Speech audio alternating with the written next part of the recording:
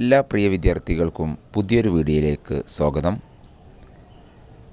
Allotment കിട്ടിയിട്ടുള്ള കുട്ടികൾ കോളേജുകളിൽ പ്രവേശനം നേടുന്ന സമയത്ത് എന്തെല്ലാം ഡോക്യുമെൻസാണ് കൊണ്ടുപോകേണ്ടത് എന്നുള്ള കാര്യങ്ങളാണ് പ്രധാനമായിട്ടും ഈ വീഡിയോയിലൂടെ പറയാൻ പോകുന്നത്. ആദ്യമായിട്ടാണ് ഈ ചാനൽ കാണുന്നതെങ്കിൽ സബ്സ്ക്രൈബ് ചെയ്യാത്തവരാണെങ്കിൽ സബ്സ്ക്രൈബ് ചെയ്യുക. അതുപോലെ തന്നെ നമുക്കൊരു വാട്സപ്പ് ചാനലുണ്ട്. അഡ്മിഷൻ, എക്സാമിനേഷൻ റിസൾട്ട് ഇതുമായി ബന്ധപ്പെട്ട എല്ലാ കാര്യങ്ങളും നമ്മളതിൽ അപ്ഡേറ്റ് ചെയ്യാറുണ്ട്. അപ്പോൾ ആ വാട്സപ്പ് ചാനലിൽ ജോയിൻ ചെയ്യാത്തവരുണ്ടെങ്കിൽ ജോയിൻ ചെയ്യുക. അതിൻ്റെ ലിങ്ക് ഈ വീഡിയോയുടെ ഡിസ്ക്രിപ്ഷൻ ബോക്സിൽ കൊടുക്കുന്നുണ്ട്. അപ്പോൾ 1-2 അലോട്ട്മെൻറ്റ് കിട്ടിയതിന് ശേഷമാണ് കോളേജുകളിൽ ജോയിൻ ചെയ്യാനുള്ള ഡേറ്റ് വരിക. ഓരോ യൂണിവേഴ്സിറ്റിയിലും ഏതൊക്കെ സബ്ജക്റ്റുകൾക്കാണ് ഏതൊക്കെ ദിവസമാണ് എന്നുള്ളത് അതാത് യൂണിവേഴ്സിറ്റി വെബ്സൈറ്റിൽ ഷെഡ്യൂൾ പ്രസിദ്ധീകരിച്ചിട്ടുണ്ട്. ആ ദിവസമാണ് കോളേജിൽ പോയിട്ട് നിങ്ങൾ അഡ്മിഷൻ എടുക്കേണ്ടത്. അപ്പോൾ ഈ രണ്ടാമത്തെ അലോട്ട്മെൻറ്റിന് ശേഷം ഒരു അഡ്മിഷൻ മെമ്മോ നിങ്ങൾക്ക് ഡൗൺലോഡ് ചെയ്തെടുക്കാൻ പറ്റും. രണ്ടാമത്തെ അലോട്ട്മെൻറ്റിന് ശേഷം മാത്രമായിരിക്കും നിങ്ങൾക്ക് ആ ഒരു അഡ്മിഷൻ മെമ്മോ വെബ്സൈറ്റിൽ നിന്ന് ഡൗൺലോഡ് ചെയ്യാൻ പറ്റുന്നത്. ആ അഡ്മിഷൻ മെമ്മോയുടെ കൂടെ തന്നെ കുറച്ച് രേഖകൾ കൂടെ നിങ്ങൾ ജോയിൻ ചെയ്യുന്ന സമയത്ത് കൊണ്ടുപോകേണ്ടതുണ്ട്. അപ്പോൾ അതെന്തൊക്കെയാണ് എന്നുള്ളതാണ് നമ്മൾ പറയുന്നത്.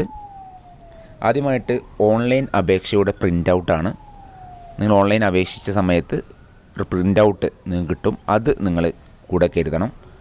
അതോടൊപ്പം തന്നെ രജിസ്ട്രേഷൻ ഫീസ്, അഡ്മിഷൻ ഫീസ് എന്നിവ ഓൺലൈനായി അടച്ച രസീതിൻ്റെ പ്രിൻ്റ് ഔട്ട്, അതുപോലെ തന്നെ യോഗ്യതാ പരീക്ഷയുടെ അസൽ മാർക്ക് ലിസ്റ്റ് എന്ന് പറഞ്ഞാൽ +2 സർട്ടിഫിക്കറ്റാണ് ഉദ്ദേശിച്ചത്. അതിൻ്റെ ഒറിജിനൽ വേണം.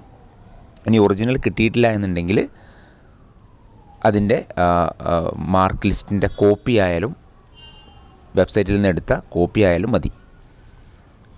ദെൻ മൂന്നാമതായി വേണ്ടത് യോഗ്യതാ പരീക്ഷയുടെ അത് നമ്മൾ പറഞ്ഞു. ദെൻ അടുത്തത് ജനന തീയതി തെളിയിക്കുന്നതിനുള്ള സർട്ടിഫിക്കറ്റാണ്. ഇപ്പോൾ ജനന തീയതി എന്ന് പറയുമ്പോൾ അത് SSLC ബുക്ക് ഉണ്ടെങ്കിൽ അത് മതിയാവുന്നതാണ്. അതോടൊപ്പം തന്നെ transfer certificate, contact certificate. Transfer certificate TC ആണ് ഉദ്ദേശിച്ചത്. ദെൻ അതേപോലെ തന്നെ കോണ്ടാക്ട് സർട്ടിഫിക്കറ്റ്.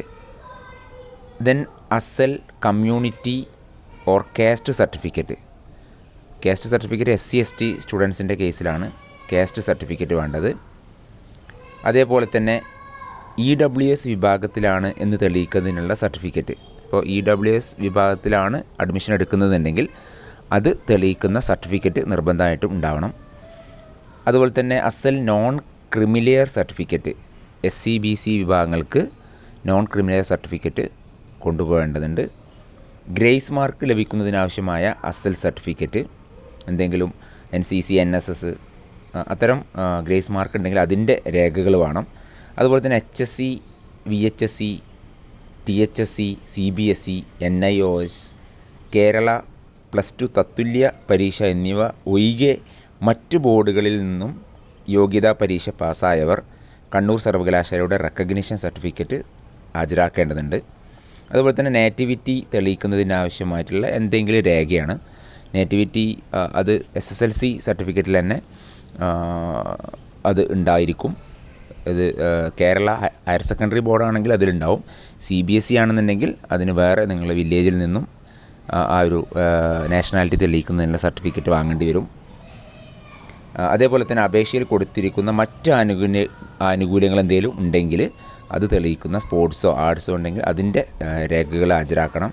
അതുപോലെ തന്നെ ഫീസ് അടച്ച വിവരങ്ങളടങ്ങിയ പ്രിൻ്റ് ഔട്ട്. അപ്പോൾ ഇത്രയും കാര്യങ്ങളാണ് അഡ്മിഷൻ മെമ്മോയോട് കൂടി നിങ്ങൾ കോളേജിലേക്ക് കൊണ്ടുപോകേണ്ടത്.